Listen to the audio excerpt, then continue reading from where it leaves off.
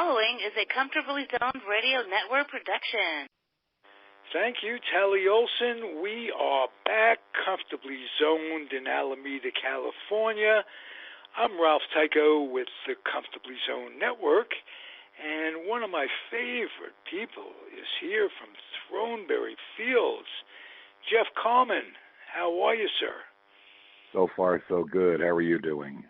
I'm doing well. Our Mets are on a bit of a resurgence. A bit. Yeah, they've been. Notwithstanding last night. They have a solid record since the All-Star break, and come to think of it, other than last night, I think their pitching staff had the best ERA in at least the National League since the All-Star break. I think it was 2.6 something, if I remember right, since the break. So the pitching cylinders are clicking. Some of the hitters have begun to click, and it seems as though they've at least shaken off a lot of the BS. Yeah. It remains to be seen. What amazes me is they're doing well, and Alonso was slumping after what I predicted would happen happened. With the exception of the first day or so he came back after the All-Star game, Alonso is tanking, and I really think, and Judge will agree with me, that that the home run hitting contest doesn't help you over the course of a season.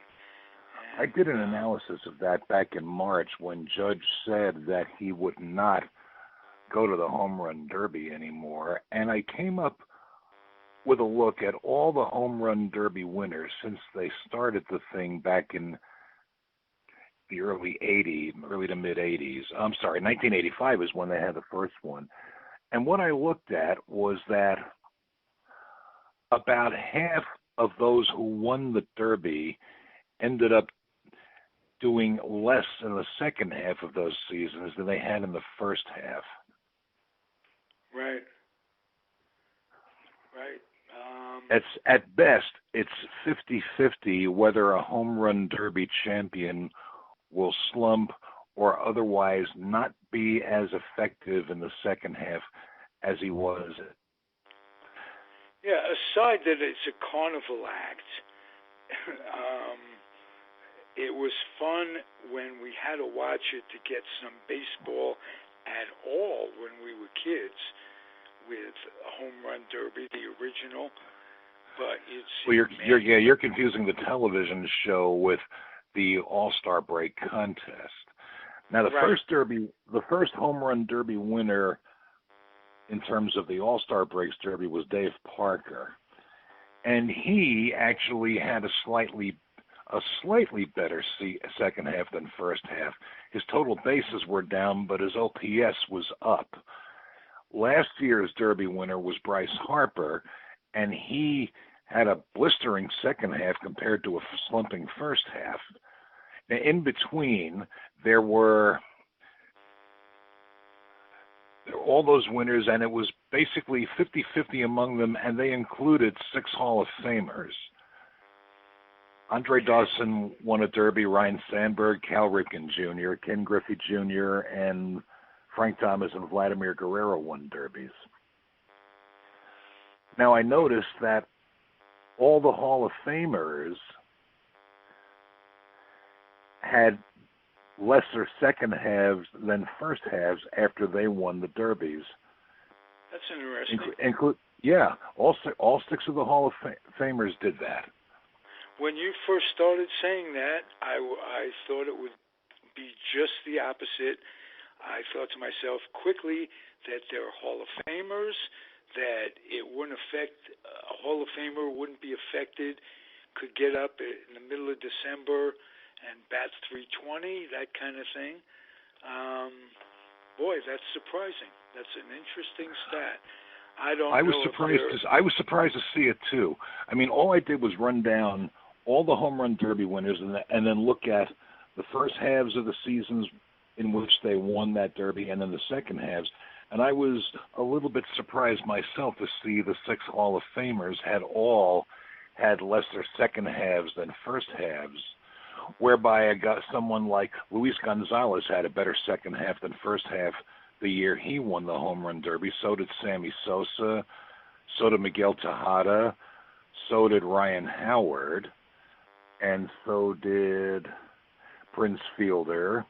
Yoenis Cespedes had it happen twice. Back-to-back, he won the Derby. In both seasons, his second half was better. Wouldn't it be something if he came back next year, makes the All-Star game, gets in the Derby, wins it, and goes on to the Hall of Fame? If I were Cespedes' manager and he comes back next year, I'd tell him, don't even think about the home run derby. Just go on thinking about your golf game. Playing.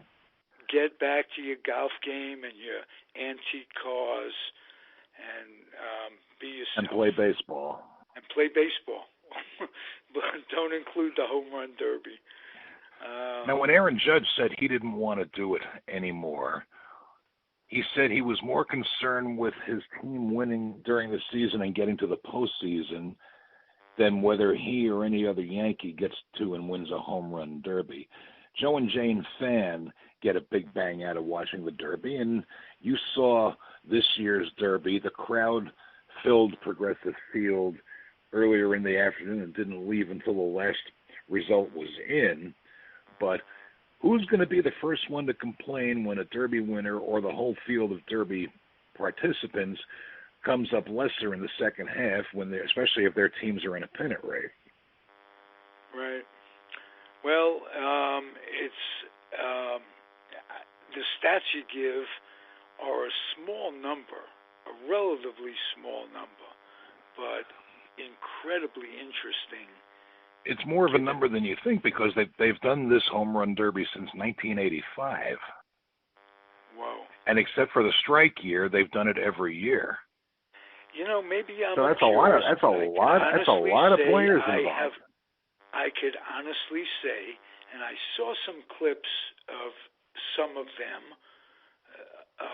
the day after or what have you on the 11 o'clock news back in the day, but I can honestly say I never sat out to watch a home run derby, and if it's been 1985, it's half a lifetime. It's scary.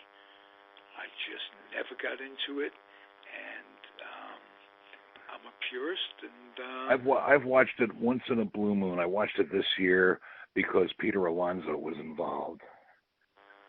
Yeah, well, and I thought it might. He's a rookie. He's making a Rookie of the Year case, and I felt for the fun factor, even though this is a few months after I made the analysis I just talked about. Yeah, well, it wasn't that all a horrible analysis for playing.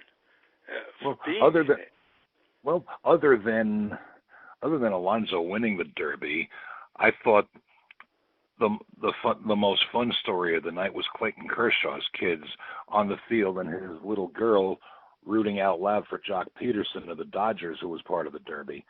She almost stole the show right there. If you were watching on television. No, I wasn't.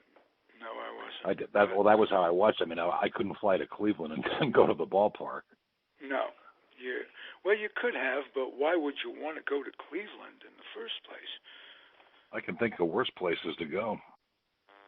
Well, you think about it and let me know, because I can't. Well, of course, there are worse places to go than Cleveland. Big league towns, worse than Cleveland. Come up with one. Oh, yeah, but Wrigley Field is nice. Come up with a city worse than Cleveland in a big league town. You ever heard of Detroit? Well, Detroit has something. They've got a lot more problems. They have a lot more problems now than Cleveland does. But they've got a little bit more soul than Cleveland. Well, I can't say that a city hosting the Rock and Roll Hall of Fame lacks soul. Right, for that reason or another. You mean Cleveland has the Hall of Fame? That's true. Cleveland has the Rock and Roll Hall of Fame. That's true. But let's get to something that's near and dear to both of us. In addition to the Mets and good music and soul food and life itself, you're a Renaissance man. Let's get to the Angels a little bit. The Angels looked like they were putting on quite an exhibition in the wake of the Tyler Skaggs tragedy. Right. It speaks well enough of them that they could pick themselves up from a blow like that and pull themselves back into at least range of the wild card hunt. Which the Mets are in at this point. They're on the Mets are on the edge of it. The Angels are approaching the edge of the American League hunt. Right. Now, the Angels ran into a couple of unlikely buzzsaws with the Orioles and the Tigers, and then they lost to Cleveland yesterday. But overall, since the tragedy of Tyler Skaggs, they've been playing some remarkable baseball. The only kink in their armor remains their pitching situation. Skaggs was really their only serviceable starting pitcher. The ones who weren't on the disabled list were not pitching well, and now it's an open question as to whether Matt Harvey has any kind of a career left. No, I think they DFA'd him. They did. Yes. He had a rough outing against the Astros, and then they DFA'd and ultimately released him. And speaking realistically, Harvey has not been the same pitcher, especially since having a couple of shoulder issues and then undergoing thoracic outlet surgery. Right, which is more than just a shoulder problem. That's a nerve problem. You're addressing a nerve problem and relieving the pressure with a rib, and you have to go through the shoulder to get to it. Yeah. And it is the extremely rare pitcher who can return effectively following that kind of surgery. You know, he was never the kind of guy that inspired fan appreciation. Let's put it that way. You're wrong. He did when he was a rookie, and he started and pitched well in the All-Star game in his rookie season, and he talked his way out of that very quickly. Not that quickly. His problems really began. Oh, Bill Denehy is calling me. Okay. Maybe well, anyway, he might have had a problem. Well, let's do this. Matt Harvey's. All right. Let's pause it, take a station identification, and come back with Bill Denehy. I'm going to put us on hold a little bit with a Comfortably Zoned Radio Network. My, what can I tell you? We'll be back. You can tell them don't go away. We'll be right back. I'll edit all this out and make it work in a minute. So here we go. All right. We are back. We finally got him. Jeff Kallman, I'd like you to introduce your guest, if you would. It'll be my pleasure, Ralph.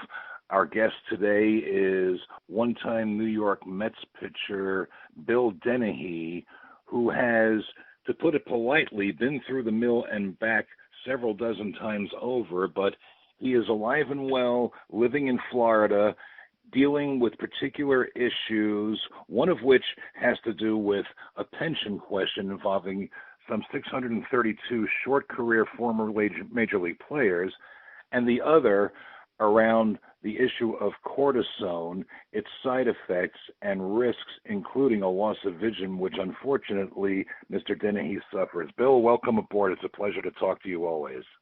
Well, thank you, Jeff. Glad to be here. Jeff, you got heavy right away. Let's start out by getting to know the man. Bill, first of all, as I said off air, it's a pleasure to have you on the air, and I'm just delighted as a Met fan growing up, an original Met fan. Traded for Gil Hodges.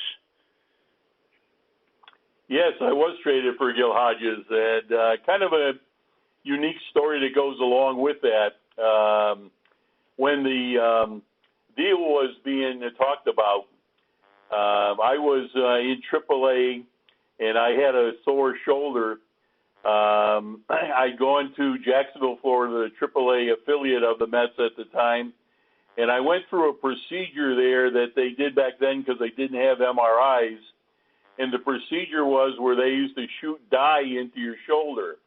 You were awake, you were on the gurney in the operating room, and you could see the monitor, and I asked the doctor what was he looking for, and he said, well, you see the straight line going through, that's the dye. If it bubbles, you have a torn muscle in your shoulder. And sure enough, a little further along, it bubbled, so he said, young man, you've got a torn rotator cuff.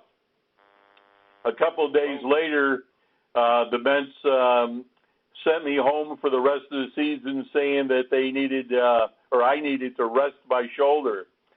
And that was in July of 1967. In September of 67, I went to New York to have the team doctor, Dr. Peter Lamont, look it over because my shoulder was still sore and throbbing. And I had asked him, what about the results of the dye test? And he said, I don't know anything about that. I haven't seen anything. And that's like, what do you mean you haven't seen anything? It happened 2 months ago. If they set it up on Pony Express, it would have gone back and forth 2 or 3 times, for heaven's sakes. Well, anyways, he just gave me 3 cortisone shots and said, don't worry about it. You know, with a little more rest this winter, you should be okay. So when I got traded from the Mets to the Washington Senators, I was damaged goods. And the amazing thing about the story was the fact that back then, baseball didn't have any rules that governed that when a player was traded, his medical records would be sent forward to the team that was acquiring him. That didn't happen until 1983. So when Washington acquired me, they didn't know that I had a torn muscle in my shoulder. And the Mets obviously never told them. Correct. That apparently was common practice in those years. I read, for example, that when the Cubs,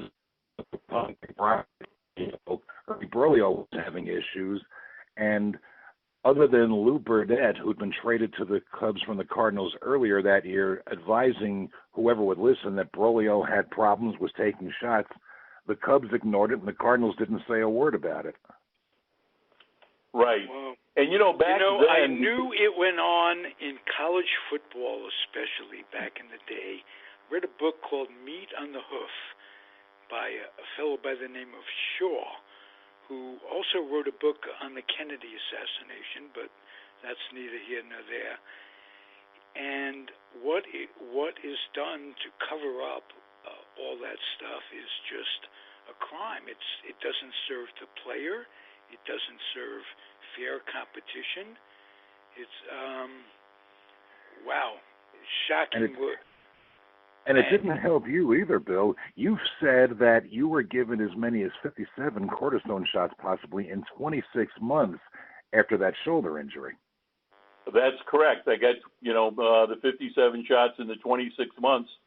And the thing is, since they didn't have MRIs back then, they couldn't exactly pinpoint where the soreness is. So what they did was they would give you a needle of xylocaine to kill the pain a little bit, and then they would shoot the cortisone in, but they would jab it in and everything.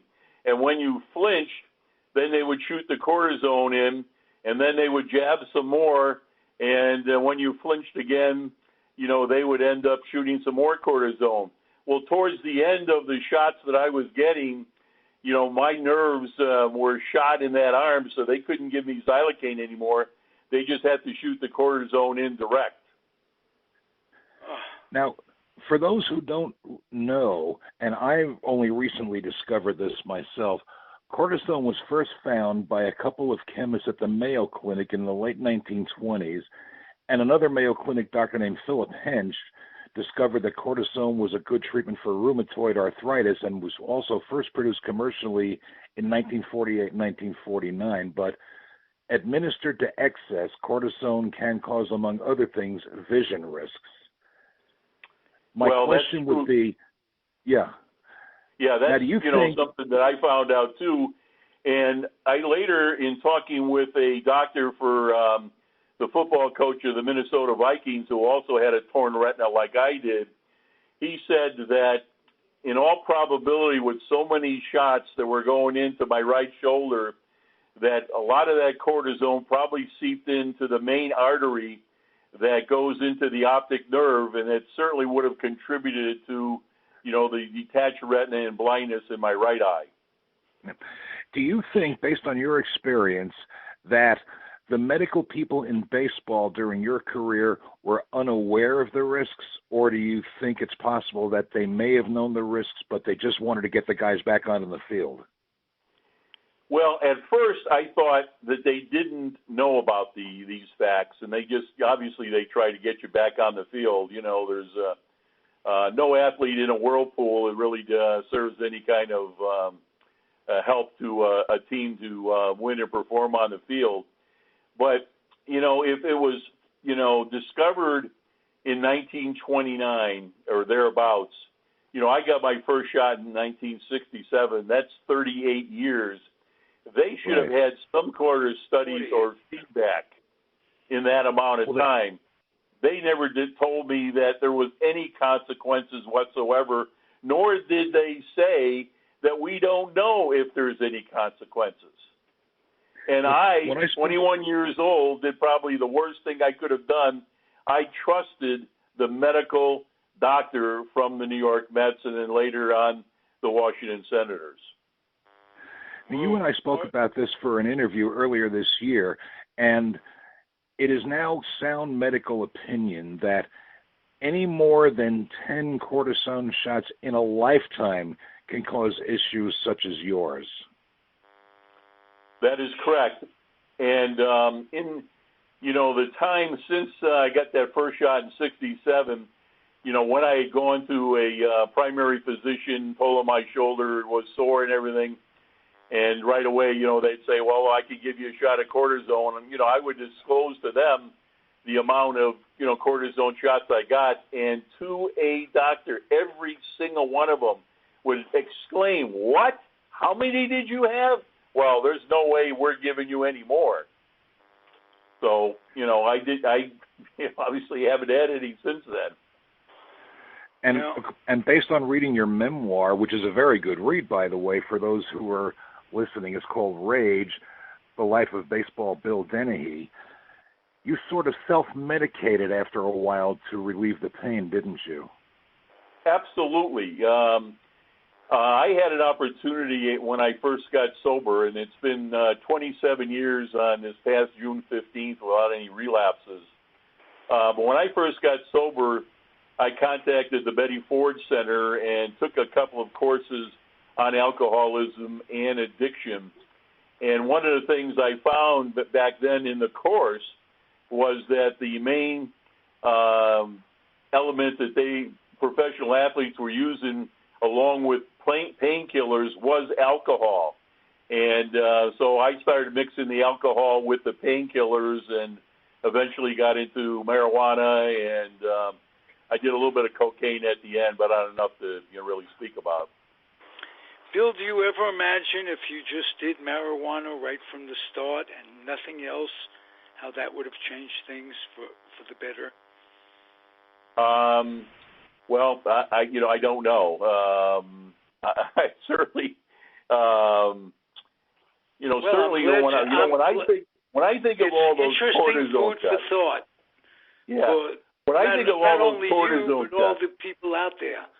Yeah. The only thing that you mentioned that was not a drug. You mentioned cocaine, you mentioned all the painkillers, the cortisone. That's natural, it's an herb. And now it's legal. And there's a lot of information out. It's legal medically.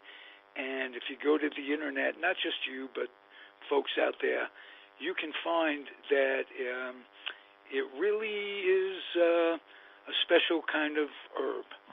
So. Yeah, well, I did a lot of research when I was first at the Betty Ford Center, and marijuana is made up really primarily of two components: the THC, which gets you high, and CBD, which is the medical aspect of it. The difference is the CBD comes from the male marijuana plant.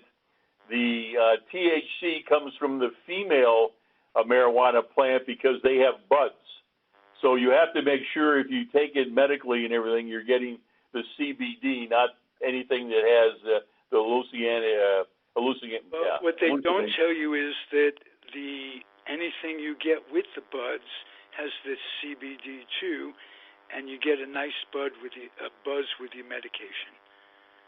So They don't tell you that for political reasons, because they really don't want people looking within themselves for answers.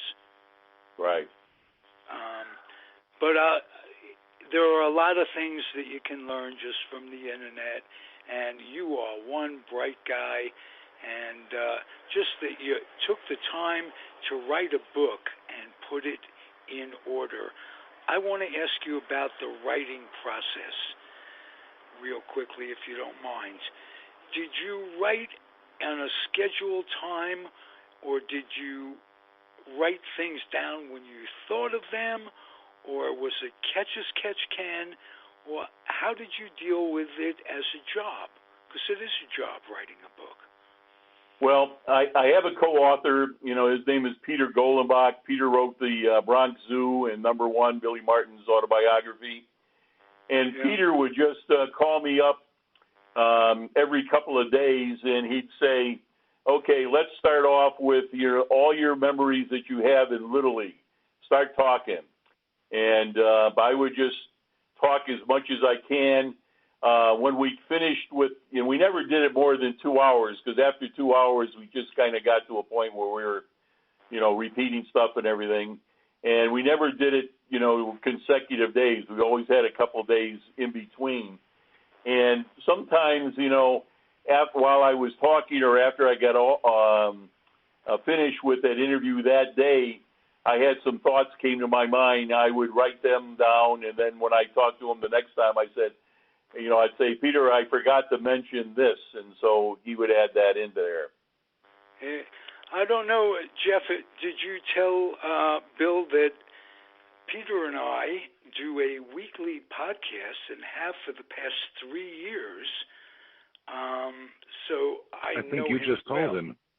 Yeah. Oh, I think you just told him. I did, and I want to say you are in good hands with Peter Kallman. We argued back and forth on a lot of the, stuff in the book. Peter being a very, very, very good writer and everything. I didn't like the name of the book, Rage, even though that's my personality. I can hold things in and everything. Then when I blow up, I go, as one friend of mine once said, you can go ballistic between sentences. I wanted to name the book Blinded by the Lights. The Old Manford Man. That would have been a great title. Yeah. And it would have been, based on my reading the book, it would have been a lot more accurate because, okay, you had a period in your career, in your life, when rage was second nature, but you're not that person anymore, really. You might blow up once in a while, but it's not a steady thing like it was all those years ago. So I thought Blinded by the Lights would have been the title I would have put on the book. Right. Well, besides going to, alcoholic meetings for the last 27 years, I also went and got some outside help to deal with some of the anger and resentment I had over the situation of not being told the truth and the cover-up that baseball to this day still has with the amount of medical treatments they gave us players back then. You were part of a litigation on that issue a few years ago with a couple of other players, and that litigation didn't go very far, did it? No, and it was more than a couple other players. I think the basis of the 634 that we have that still don't have the pension, we're involved with that. We won the first round in the local courts, but then baseball took it to the courts out there, the liberal courts out in California, and it was overturned. If I remember right, one of the reasons for the overturning was they said I think the court ruling mentioned something about baseball saying about players trying to get what they didn't deserve. Something like that was in the appeal ruling. What was Major League Baseball's argument?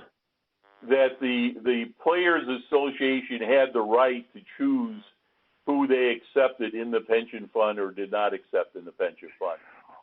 Or in an action like the medical issue. Yeah. Yeah, I think now there are 632 short career former players who are not eligible for full pensions, but the only adjustment they've gotten was the 2011 deal between Bud Selig and Michael Weiner that you get $625 for every 43 days Major League service time. They count 43 days as a single quarter, and you're limited to 16 quarters maximum, and you can't pass it to your family after you pass away. That is correct. What's the latest in the battle to change that, if there is a latest? You know, we have never been able to get an answer from either Major League Baseball, the Commissioner's Office, the Players Association, or even our own Alumni Association. In fact, our alumni director, Dan Foster, when I told him that I thought that we were being mistreated, he said, "You ought to be thankful and grateful for what you're getting and just shut up and don't cause any trouble." Now, does that sound like the type of person you would want representing you? No, and it also sounds like lawyer. something you've probably heard before. Even before Dan Foster, you probably heard that. Yeah, Steve Rogers has not been a friend. You know, he works in the Players Association. He has not been a friend of us. And, you know, like I said, I've written letters to Tony Clark. I've written letters to the commissioner. I've written letters to the Jackie Robinson Foundation asking them to help us. And I have not gotten a single reply from anybody. What about the baseball assistance team? They gave you some help some years back when you were first starting to have issues with your eyes. Is there anything they can do? They're so underfunded. They are so underfunded, number one, and you need a bats when these unions have literally billions, $2 billion in their kitty. They can't spare some money for 695 old guys who, like, I'm an old guy. I'm older than you both. We're not going to be here forever. It's a temporary thing.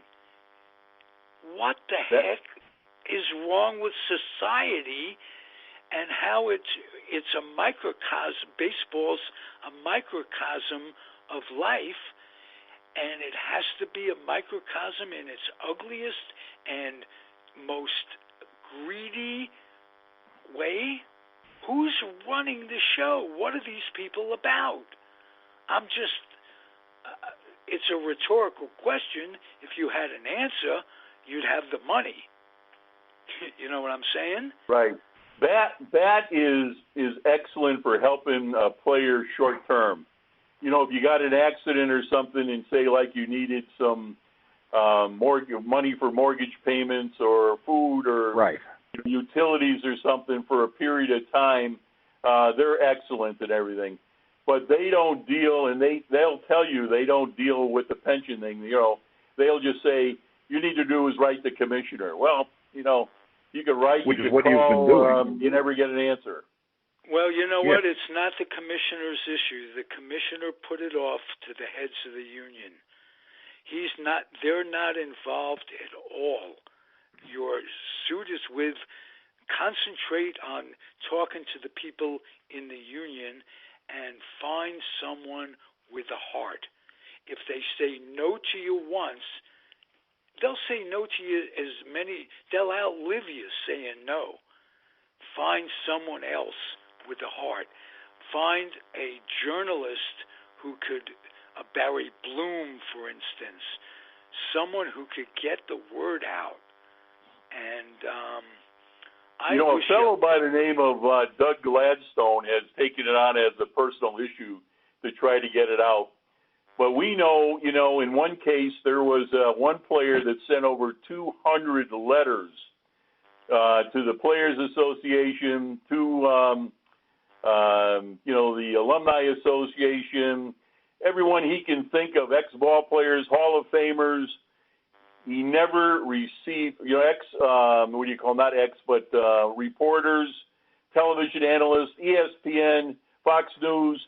He never got one reply out of over 200 letters he sent.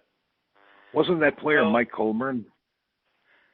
Doug No. has done some programs on my network, and he's been at odds with these people. I don't know if there's a certain amount of an edge that he has that's off-putting. It could be that. But if that isn't working, don't keep going the same route. I'm just saying to just do a roundabout, an end run sort of thing. But you got to get somebody that will listen to you. We can't get a person, a writer, a television network. We can't get anybody to listen. Well, you know what? Who will listen? The folks at the Hall of Fame. No, they won't. I already wrote to the Hall of Fame through, Joe Morgan. Did you write to a fellow by the name of Joe Morgan? Is against it. A lot of these players feel that they work to get their 4 years in and this, that, and the other thing. It's a macho thing with a lot of players, and Joe Morgan is one of those. That leads me to ask Bill, why do you think? What? No, go ahead. I was just going to say, write to a fellow by the name of Bruce Marksenum. He's on Facebook, and he's a Hall of Fame writer, and he has a heart. Well, I appreciate that, but don't forget, I'm blind, and I have a tough time writing gigantic numbers down on a piece of paper so I could call in to get on the air with you people. Okay, so I will make sure Bruce gets a copy of this interview and see if we can't get the ball rolling for you guys. All right. Bill, my question is this. Back to the original 1980 pension realignment. Why do you think the union elected to freeze out the short career players such as yourself who played between 1949 and 1980? From your vantage point. I actually was working with Enterprise Radio, which was a spin-off by Bill Rasmussen to ESPN, and I got Marvin Miller on the phone, and off the record, he said to me that there wasn't enough money at that time to be able to cover all of us players. He said, however, in the subsequent basic agreements, as more money came into baseball, there would be enough money to take care of us. And he pretty much assured me, but at that time, that we would be taken care of. Well, it never happened. Why do you think it continued that way? Because Marvin Miller died. Well, yeah.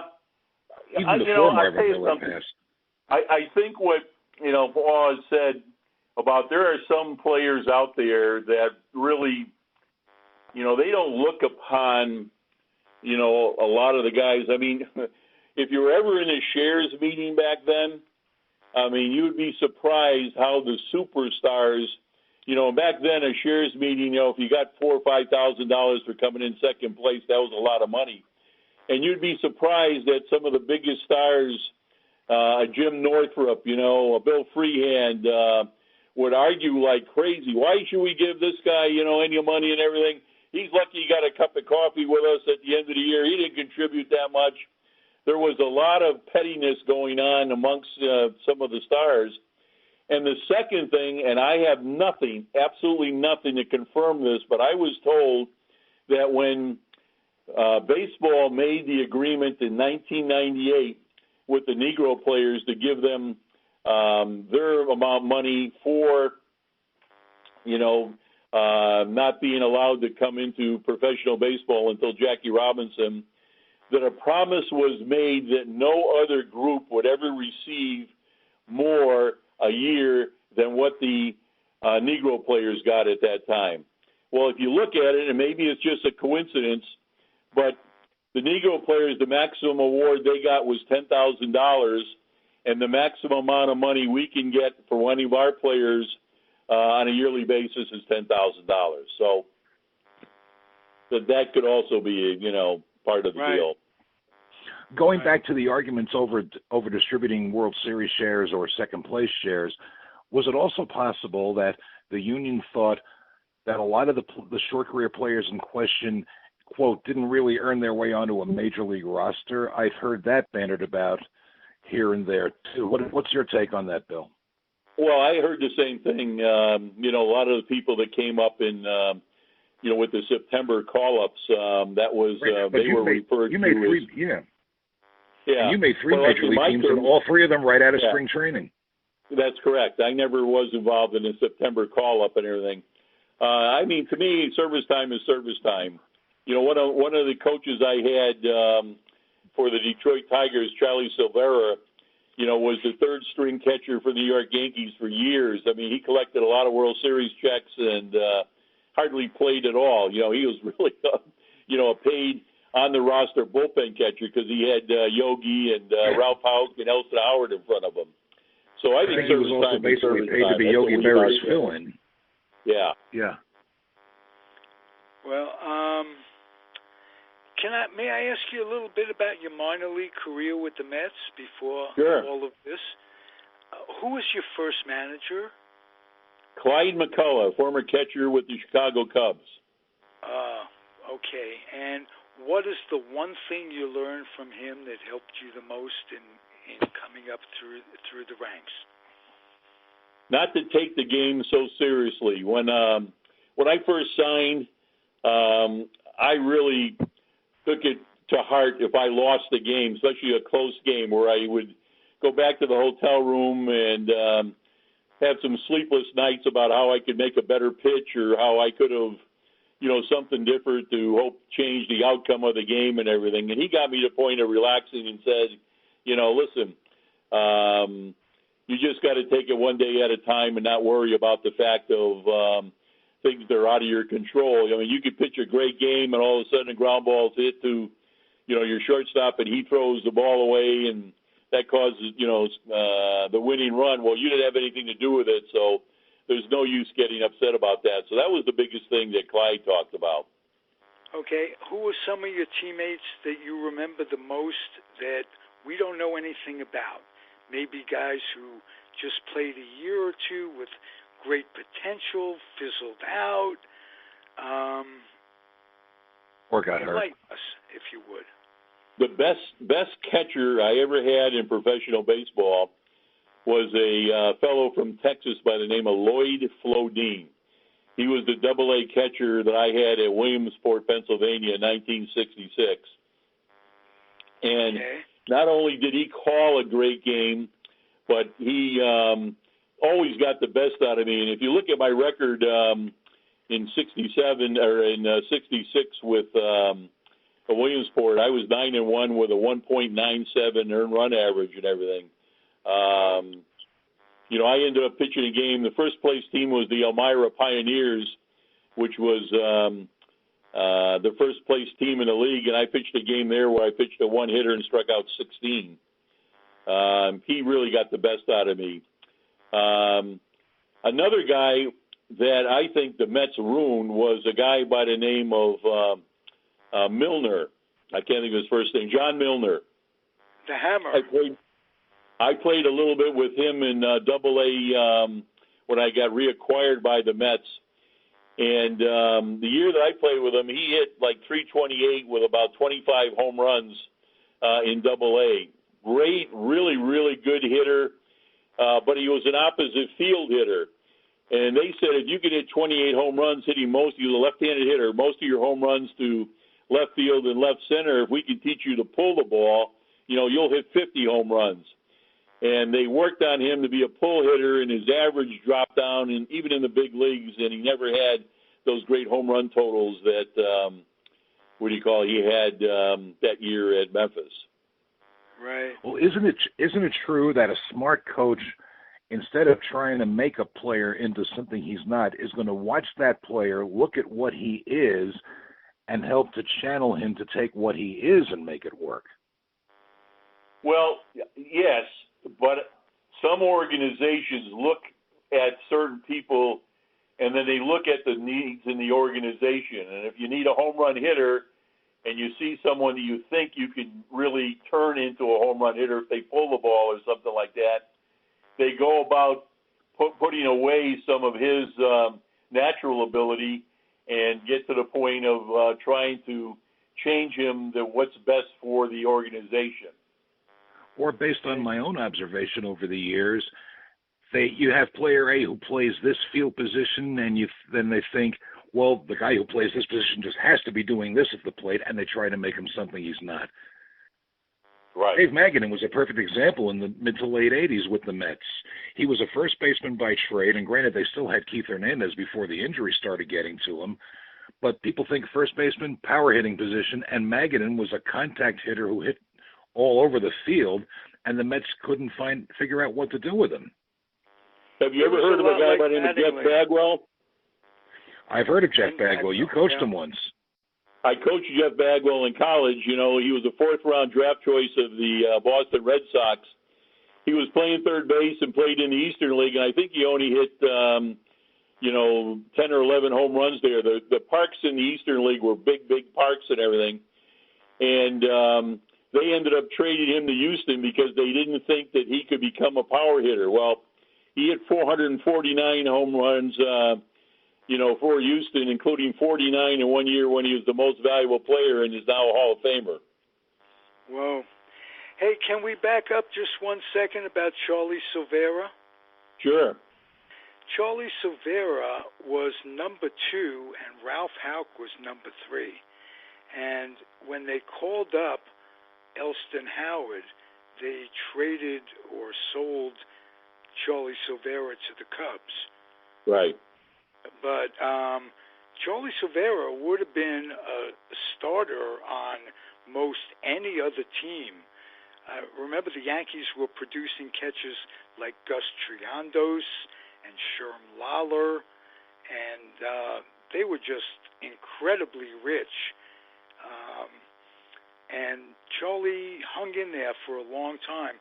As you say, took a lot of World Series checks and pleased Casey.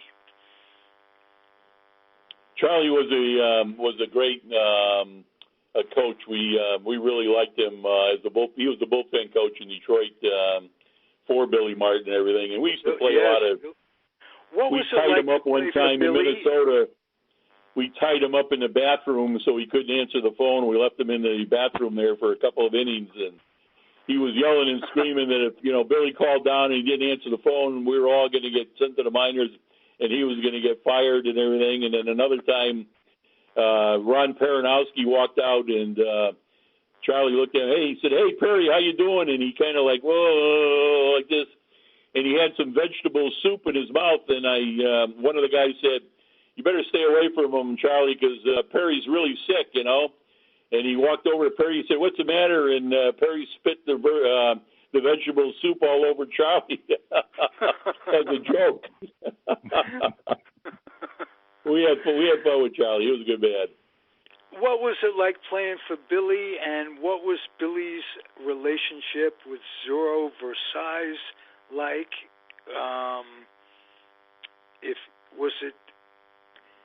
in Detroit that he had 0? No, that was in Minnesota. Minnesota, Never right? mind.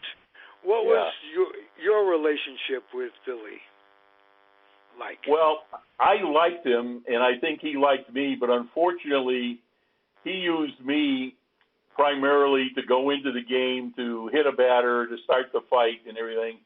You know, that's not what I wanted to do. I wanted to pitch in the big leagues primarily as a starter, you know, not to be somebody's henchman or so forth. You didn't want to be a button man. Yeah.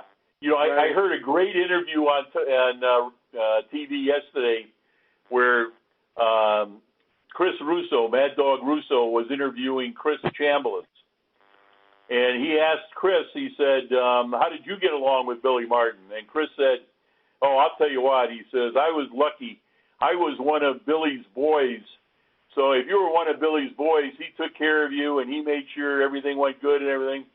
So I loved him and he loved me. And I'm sitting there listening to this.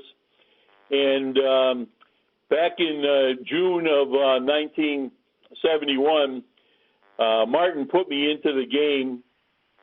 The Cleveland Indians had knocked down a few of our players, primarily Willie Horton. And the first hitter up was Ray Fosse.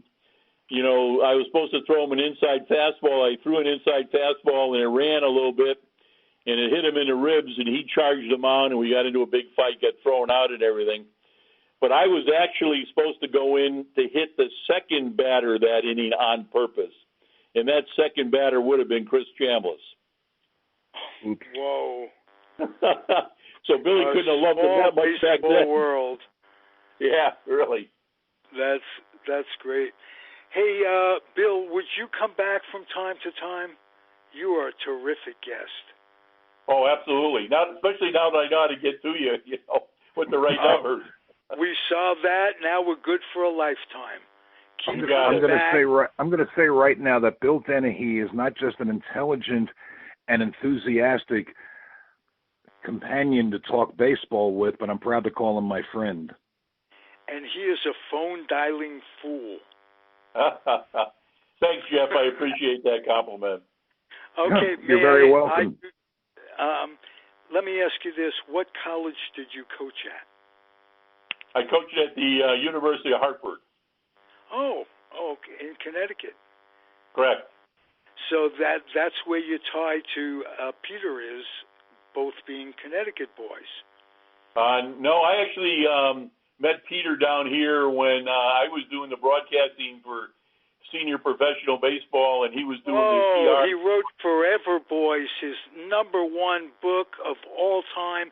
I love that book. Mm-hmm. I think it's such a sociological study.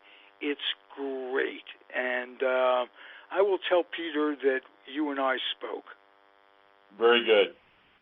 Beautiful. Jeff, why don't you complete your thoughts so you're not shortchanged in any way? Believe it or not, I enjoy listening as much as I enjoy talking. I know some people think otherwise, but it's true. You know, I've been a journalist for a long time, so being on the listening end or being on the end where I'm getting the questions is refreshing. But I did want to ask Bill Denehy one more thing before we go. Tom Seaver, your old teammate, longtime friend. Yeah, I feel really, really bad that Tom has gotten to a point where he can't have any more public appearances. You know, he's suffering from the tail end of Lyme disease, which he procured when he was living, I guess, in Connecticut. Yeah. It was funny that I had a writer by the name of Steve Marcus who did a story on me and with Seaver and stuff like this, and he was trying to bait me almost into saying that, well, they're giving Seaver, you know, a street named after him. Don't you think with being traded for Gil Hodges, they ought to give you a plaque or something like that? And I said, no, I didn't, you know, contribute to them winning the World Series and everything. And he kind of pushed on it and everything, and I said, okay, here's what I'd like. I said, 126th Street is now called 41 Tom Seaver Way, and I would like a pothole named after me on that street. Yeah, but there's only one problem with that, Bill. They fill the potholes, so you would disappear. Yeah, but no, they don't. If you live in New York, long. they don't fill potholes in New York. It's the law. Oh, you heard that rumor too. So, what part of Florida do you live in, Bill, and how do you enjoy it? I live in Orlando, Florida. With all the different Mickey Mouse and Universal Studios and so forth down here. I normally love it. This summer's been really rough because we've had an awful lot of rain down here and really high humidity. But normally speaking, the winters are beautiful, and I like the heat. So the summers were always bearable, but this year they've been especially rough. Bill, why didn't you send me some of the rain? Las Vegas needs it. Bill, I hope you get to meet Wayne Unger of our network, who not only does he do a podcast about the Yankees, he's a Uber driver in Orlando, and he may be just the guy you're looking for to get you around a little bit, because it sounds to me like you're not driving much these days. No, I don't drive at all. I have an assistant that I have a couple of days a week that gets me, out of the house quite a bit and everything. My goal, if I can ever get baseball to get me my pension, I really want to move out to Los Angeles to be next to my 2 daughters and my 2 grandchildren. Let's hope that happens. All righty. I did a little looking about Bruce Marcuse, and it does seem like he might be a good one for you to get in touch with, Bill. Yeah. Okay. I know him, and like I say, he has a heart, and there's a distinction there. Okay. All right.